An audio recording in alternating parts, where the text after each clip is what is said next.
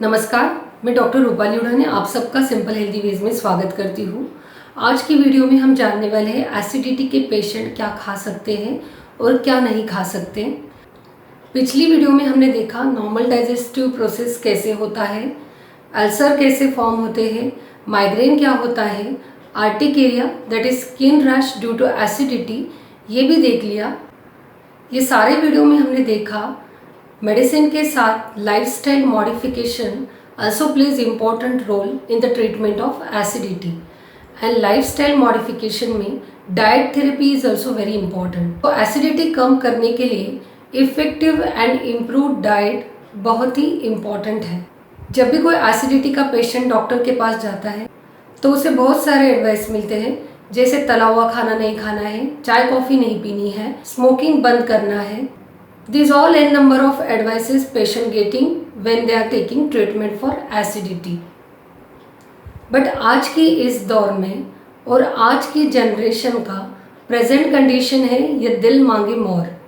जब तक ये फूड ये पदार्थ क्यों नहीं खाने हैं, इस क्यों का आंसर प्रॉपरली नहीं मिलता, तब तक ये पदार्थ ये फूड खाना कोई भी छोड़ेगा नहीं। तो आज का ये स्पेशल वीडियो है कि ये फूड ये पदार्थ क्यों नहीं खाने हैं, इसका हमारे डाइजेस्टिव ट्रैक्ट पे, हमारे डाइजेशन पे क्या इफेक्ट होता है, ये सब डिटेल एक्सप्लेनेशन ये वीडियो में बताने जा रही हूँ। सो शुरू करते हैं हम हमारी eliminating food list for acidity patient. जो फूड पदार्थ हमें अवॉइड करने हैं वो वन बाय वन हम कवर करेंगे। First is acidic food and beverages. Food जिसमें एसिड की मात्रा ज़्यादा रहती है, जैसे दूध, उसमें लैक्टिक एसिड रहता है, 1-2 दिन पुराना दही, सुबह एम्प्टी स्टमक सिट्रस फ्रूट जैसे lemon, sweet lime, orange, sugar rich food, sugar rich drinks, ये भी एसिडिटी को बढ़ाते हैं। एसिड सिक्रीशन स्टमक में ज़्यादा बढ़ाता है, वो एसिड सिक्रीशन इसोफेगस में रिगर्जिटेट होके म्यूकस मेम्ब्रेन को डैमेज करता है। बहुत सारे पेशेंट ये पदार्थ खाने के बाद हमेशा कंप्लेंट करते हैं छाती में जलन हो रही है, मुंह में खट्टा पानी आ रहा है, तो वो पेशेंट ने ये सारे फूड अवॉइड करने चाहिए। फिर दूसरा है कार्बोनेटेड ड्रिंक्स। ये सॉफ्ट ड्रिंक्स रहते हैं जिसमें under pressure carbon dioxide is infused in water. ये जैसे ही हम पीते हैं हमारे स्टमक में जाने के बाद वहाँ पे बबल्स क्रिएट होते हैं and then they gives you feeling of fullness of abdomen, bloating of abdomen। Then next is alcohol। Alcohol एक टॉक्सिक सब्सटेंस है जिसे लेने से oesophagus and gastric mucous membrane में इरिटेशन होता है, वहाँ पे डैमेज भी हो सकता है। और जो डाइजेशन प्रोसेस में पेरिस्टाल्सिस रहता है जिसमें contraction of oesophagus and stomach रहता है, वो अल्कोहल कंजम्पशन की वजह से स्लो होता है, वो गैस्ट्रिक मोटिलिटी को अफेक्ट करता है। Next is coffee. हमेशा एडवाइस करते हैं एसिडिटी के पेशेंट ने टी एंड कॉफ़ी अवॉइड करना चाहिए। चाय और कॉफ़ी आप जितना ज़्यादा मात्रा में लेते हैं वो यहाँ पे लोअर इसोफेजियल स्फिंक्टर टोन को रिड्यूस करता है, और जो अनडाइजेस्टेड फूड रहता है वो इसोफेगस में आता है और पेशेंट को बार बार सार इरिटेशन आते रहते हैं। Next is chocolate. Sugar rich food, sugar rich मिठाई, स्वीट्स, चॉकलेट्स, बर्फ़ी, ये सब एसिडिटी के पेशेंट को अवॉइड करने चाहिए। ज़्यादा मीठा खाने से एसिड सिक्रेशन स्टमक में बढ़ जाते हैं और उसका effect lower oesophageal sphincter tone पे होकर वो रिड्यूस होता है और बार बार उसकी वजह से सारे इरिटेशन, बर्निंग इरिटेशन आते रहते हैं। फिर नेक्स्ट इज मिंट। पुदीना भी ज़्यादा खाना नहीं चाहिए। पुदीना भी लोअर इसोफेजियल स्फिंक्टर टोन को रिड्यूस करता है और उससे भी एसिडिटी का तकलीफ बढ़ता है। फिर नेक्स्ट इज स्पाइसी फूड। ज़्यादा मसाले का फूड, ज़्यादा तीखा फूड, वो भी oesophagus and stomach mucous membrane को इरिटेट करता है, डैमेज करता है, उससे डाइजेस्टिव प्रोसेस स्लो होता है और उससे एसिडिटी ज़्यादा बढ़ती है। इसलिए स्पाइसी फूड भी अवॉइड करनी चाहिए। Next is macronutrient. जैसे कि हमारा डाइट ऑलवेज बैलेंस्ड होना चाहिए, जिसमें फैट्स, प्रोटीन्स एंड कार्बोहाइड्रेट्स होने चाहिए। खाने में हम ज़्यादा फैट्स लेते हैं जैसे चीज़ सैंडविच, बटर, घी, तो वो गैस्ट्रिक मोटिलिटी को अफेक्ट करते हैं। उससे डाइजेस्टिव प्रोसेस स्लो होता है और उससे इंडाइजेशन भी बढ़ता है। इसीलिए एसिडिटी के पेशेंट ने ज़्यादा फैटी फूड खाना अवॉइड करना चाहिए। Then next is carbohydrate. हमारे खाने में एक पोर्शन कार्बोहाइड्रेट का भी होना चाहिए जिससे हमें एनर्जी मिलती है। बट जो पेशेंट ओबेस है, जिनमें वजन बढ़ रहा है, उनमें ज़्यादा कार्बोहाइड्रेट रिच डाइट तकलीफ दे सकता है और वजन कम करने के लिए वो अपने खाने में अगर कार्बोहाइड्रेट रिच फूड कम लेते हैं तो उसका ज़्यादा हेल्थ बेनिफिट मिल सकता है। Then next is faulty eating practices. First is late night meal. बहुत सारे लोग काम में बिजी रहने की वजह से लेट नाइट मील करते हैं, बट इसकी वजह से भी एसिड सिक्रीशन ज़्यादा बढ़ता है और वो oesophagus and stomach mucous membrane को इरिटेट करता है।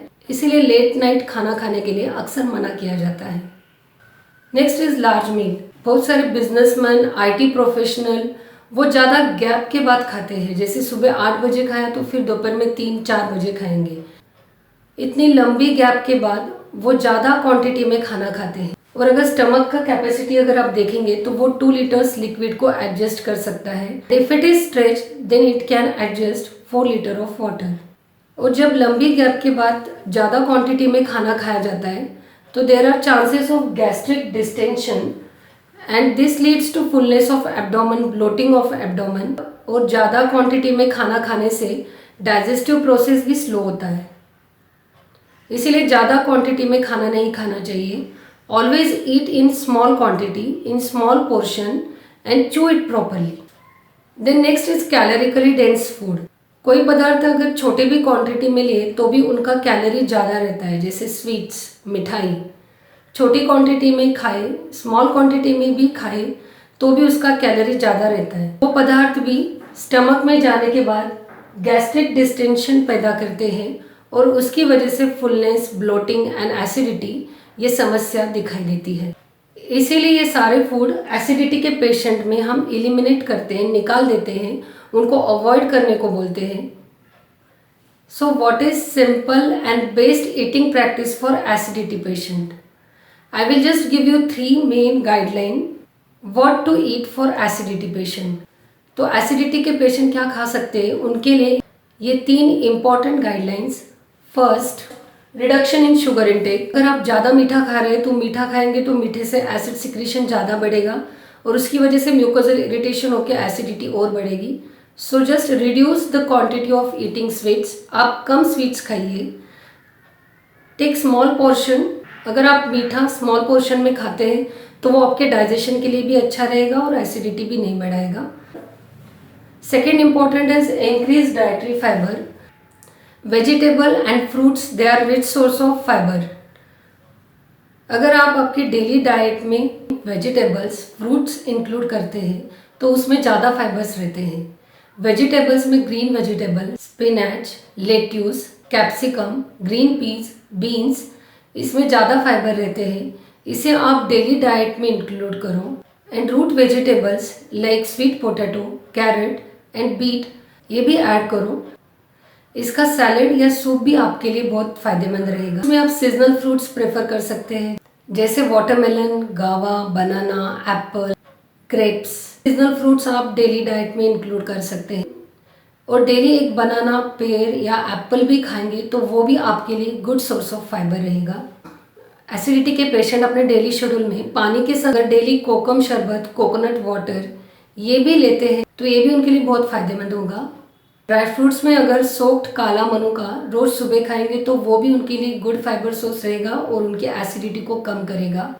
और एसिडिटी के पेशेंट के लिए फ्रेश दही बहुत अच्छा रहता है और फ्रेश दही रोज एक स्मॉल बाउल लिया तो भी वो उनके लिए अच्छा रहेगा। And third important thing is change in overall eating practice. इसमें आपको आपके size, time and composition of food के ऊपर बहुत अच्छे से ध्यान रखना है। स्मॉल क्वांटिटी में खाना है, टाइम पे खाना है, लार्ज बोल्स नहीं करते वक्त फूड प्रॉपरली चू करके खाना है। और अगर आपके एसिडिटी ज़्यादा है और फूड का कंपोजिशन अगर एसिडिटी बढ़ाने वाला है तो उसे अवॉइड करना चाहिए। एंड लास्ट इम्पॉर्टेंट इज खाना दिल और दिमाग से खाना चाहिए। जैसे एसिड सिक्रेशन सिक्रेट होना शुरू होता है तब स्टमक को ब्रेन से ऑटोनॉमस नर्वस सिस्टम से सिग्नल मिलता है और उससे ही हमारा एपेटाइट सेंसेशन, हंगर सेंसेशन आता है।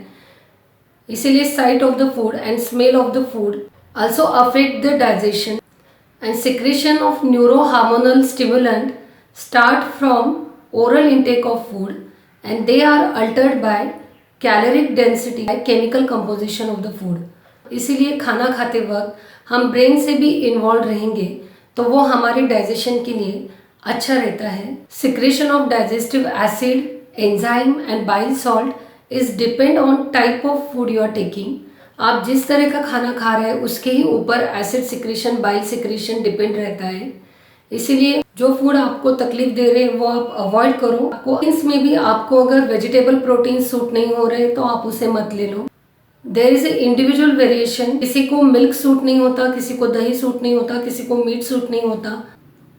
सो there is a individualisation, variation. जो पदार्थ सूट नहीं हो रहा है उसे आप अवॉइड करो। So this is all dietary management for acidity patient. Homeopathy में भी एसिडिटी कम करने के लिए बहुत सारे मेडिसिन हैं। नेक्स्ट वीडियो में हम होम्योपैथिक मेडिसिन डिस्कस करने वाले हैं।